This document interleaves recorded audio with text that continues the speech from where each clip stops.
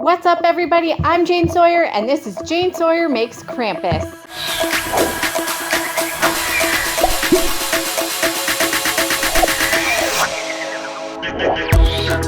Well, it's that time of year again when a girl gets to thinking about how she can build a Krampus figure to both horrify and delight her friends and family. I'm going to make one from stuff I have in my basement here, and I'd like to take you along.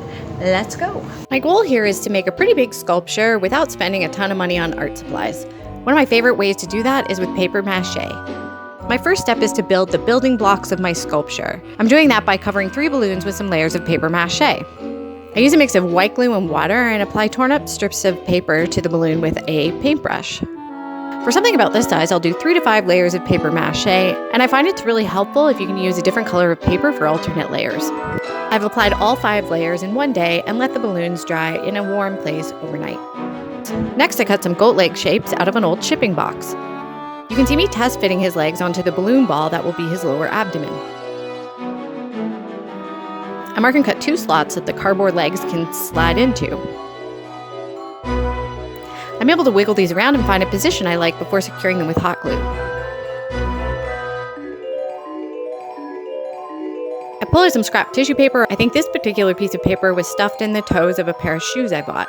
I wad up the paper in a vaguely muscular shape, and I try to tuck the rough edges of the paper underneath itself so it's reasonably smooth on what will be the surface. I use quite a bit of masking tape to smooth everything down and lock everything into place.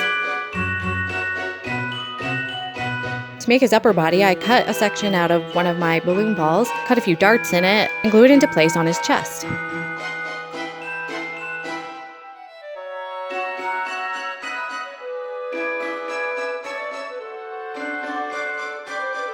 I can use some more packing paper to stuff the void, and then apply masking tape to secure it all in place. This whole thing gets covered with 1 or 2 layers of paper mache. You can see on the left here is before it's paper mache, and on the right the paper mache has dried hard and smooth, and I have a nice surface to continue to build on. I'm using my final balloon and a piece of egg carton to build his head. When I'm building something that I want to be symmetrical, I find it's helpful to use these manufactured shapes wherever I can find them. I cut some ovals in the balloon for eye sockets, and then invert the cutout shapes and secure them back in the holes. More packing paper and tape is used to flesh out his face. Some cereal box cardboard becomes a pair of ears. I can add some dimension to the cardboard with a few darts and a twist of packing paper.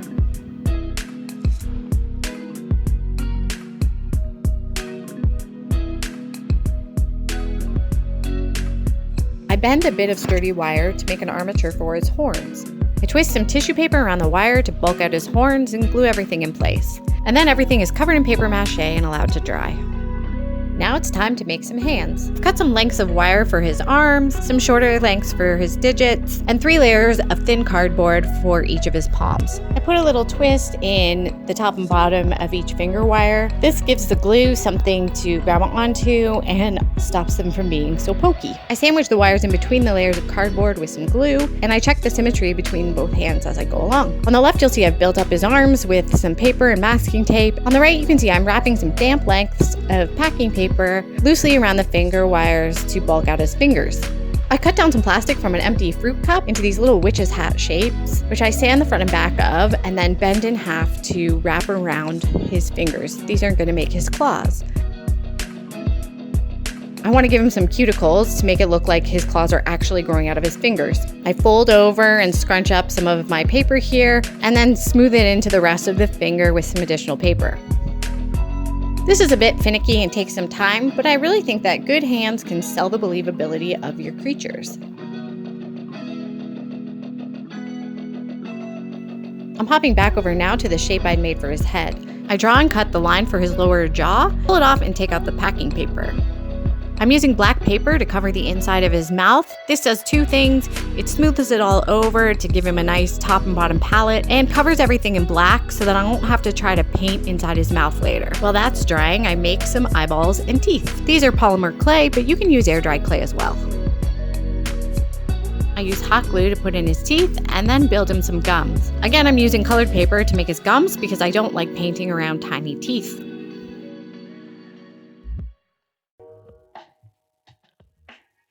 Here he is with all his gums built. You can see I've tidied up the inside of his mouth with some black paper and smoothed his outer gums into his face with some brown packing paper. I reattached the jaw to his head with some hot glue and lots of masking tape.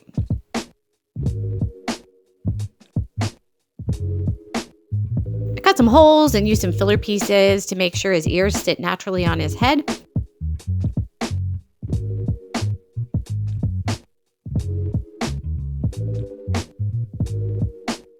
Two small holes in the top of his skull, except his horns the wrong way, and ultimately the right way. I glue on his eyeballs, and then I use a bit more cereal box to build up the bridge of his nose. This gets blended in with some teeny tiny strips of paper mache. Now I'm going to make him some lips. I found a bit of kitchen paper towel is the sturdiest thing to make lips and eyelids out of. I twist up a bit of paper towel to make filling for his lower lip. I make sure to rip off the edges of the paper towel so I'm not left with any harsh lines, and then I fold the filling inside of a strip of paper towel and dry fit that around his face. I use a similar method to make his upper lip, and then I secure both of those to his face with some more paper mache. His eyelids are made in the exact same way, starting with the lower eyelid, and the upper eyelid is applied on top. Those get blended into the face with some more paper mache too. I want to make it look like his horn is really growing out of his head, so I use a similar technique to wrap around the base of his horns. And you guessed it, this is blended in with more paper mache. And here's his final head.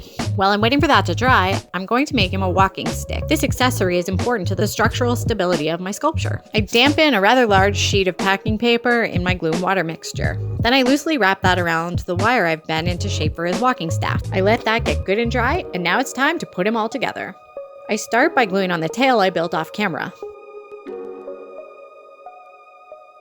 Next, I dry fit his arm and walking stick. The stick is going to act as a third leg to support my sculpture, and I find it's easiest to get everything in position while he's laying on his side like this.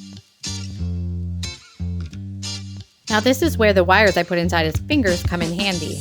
I bend his fingers around his staff and secure everything in place. Then I can change the angle of his arm to meet his shoulder where the sculpture stands. I poke some holes in the paper mache on his body to accept the wires in his arms, and then tape everything in place.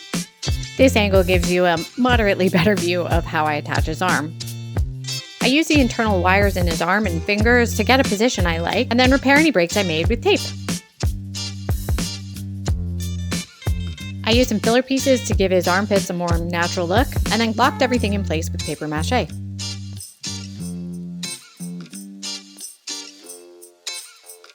let that all dry so I'd have a firm foundation on which to place his head. I cut a section left over from one of my balloons to make a neck. I dry fit everything before I hot glue and tape it in place.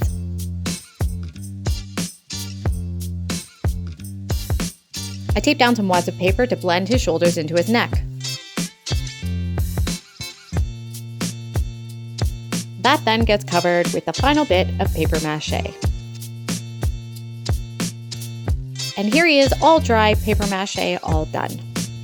I'm now covering him in paper clay for more strength and added detail. I slather a good quality glue onto the surface of the paper mache and press the paper clay down in sheets before blending it in. I use a bit of a green kitchen scrubber and a wooden tool to smooth it all down. A paintbrush, popsicle stick, and tooth scraper all make great sculpting tools.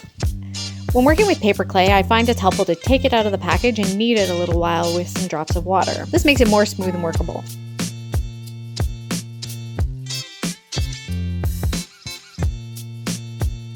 I'm applying the clay thin in most spots, but I'm also not afraid to build it up in thicker coils in areas where I want more shape to the structure. This paper clay is affordable and readily available, but it does wrinkle when it dries. So if you want a smooth finish, you just have to spend some time with some sandpaper. Always make sure you're wearing a mask to protect yourself from the dust. Now let's give him some paint.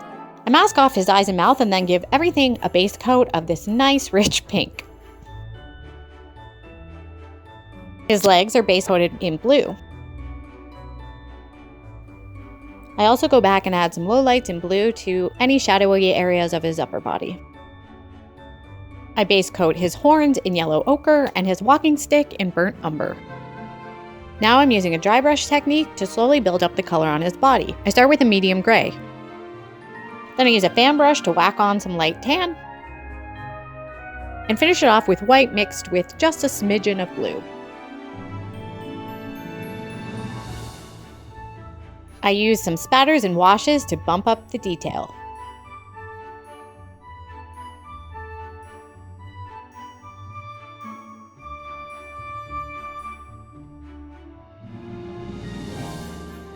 Here he is, paint job all finished. I let him dry really well before I start gluing on his fur. His fur is this really cool yarn product I've had in my stash. I lost the tag for it, so I can't tell you what exactly this product is or where to get it, but I can tell you that I am gluing it to his legs in rounds, just with a bit of high quality white glue. He also gets a little goatee and some fluffy eyebrows. I tied a few dollar store craft sticks together to make a base for his backpack. I'm using a drill so I can attach some wire to frame out the rest of it. I tied more craft sticks together to wrap around these D shapes, and this makes the basket for him to collect naughty children on his back. I made the straps for his backpack out of this ribbon I had in my stash. It was the wrong color, so I painted it. Some hot glue assembles the straps onto the pack and holds it on his back.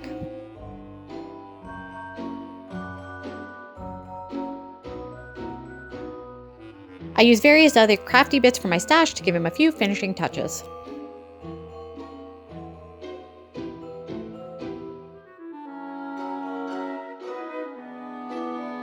And that's a wrap on Krampus, guys. Let me know in the comments how you think I did, and let me know how you think I did on my first YouTube video. This was a new experience for me, but I'm hoping to post here as often as possible, so subscribe if you haven't already. And give me a like and a comment. Any feedback I get on this is really going to make my day, guys. Thanks for watching, and I'll see you soon. Roll the beauty shots.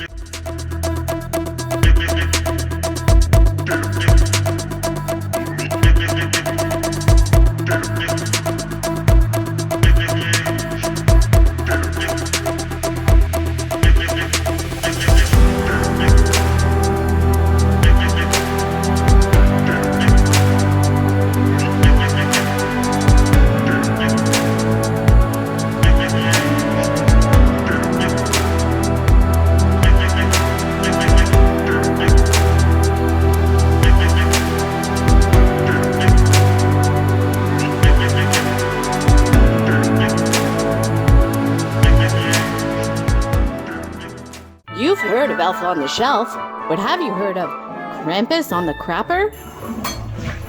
Don't forget to wash your hands or the Krampus will get ya. Krampus on the Crapper, not actually a thing you can buy.